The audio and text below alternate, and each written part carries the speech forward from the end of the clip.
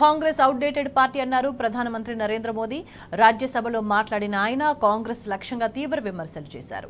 రాబోయే లోక్సభ ఎన్నికల్లో 40 సీట్లు మాత్రమే వస్తాయని ఇండియా కూటమి మిత్రపక్షాలే అంటున్నాయని అన్నారు. Congress party SC, ST, BC రిజర్వేషన్లకు వ్యతిరేకమని, రిజర్వేషన్లను వ్యతిరేకిస్తూ నెహ్రూ లేఖ రాశారని ఆరోపించారు. బ్రిటిష్ నాటి చట్టాలనే కాంగ్రెస్ అమలు చేసిందని, అసలు కాంగ్రెస్ పార్టీని బ్రిటిష్ వాళ్లదని విమర్శించారు. అంబేద్కర్ కు కాంగ్రెస్ పార్టీ భారతరత్న ఇవ్వకుండా అవమానించిందని గుర్తు చేశారు. जरा पूछना चाहता हूं कि अंग्रेजों से कौन इंस्पायर्ड था।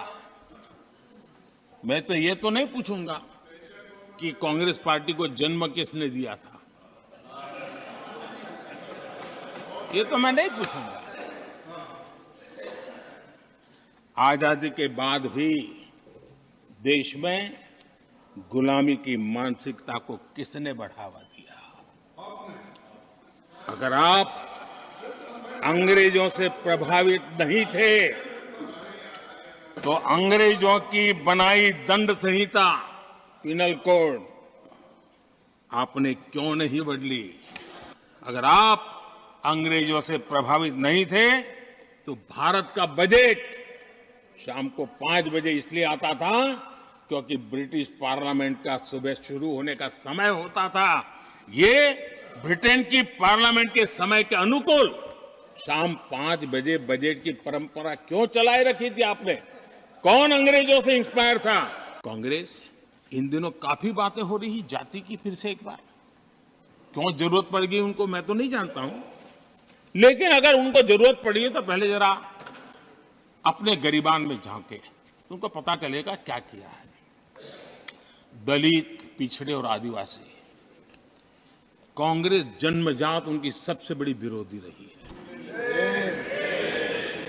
और मैं तो कभी कभी सोचता हूं अगर बाबा साहब न होते ना तो शायद कि एससी एसटी को आरक्षण मिलता कि नहीं मिलता, ये भी मेरे मन में सवाल उठता है। आदरणीय सभापति जी, और मैं ये कह रहा हूं इसके पीछे मेरे पास प्रमाण है।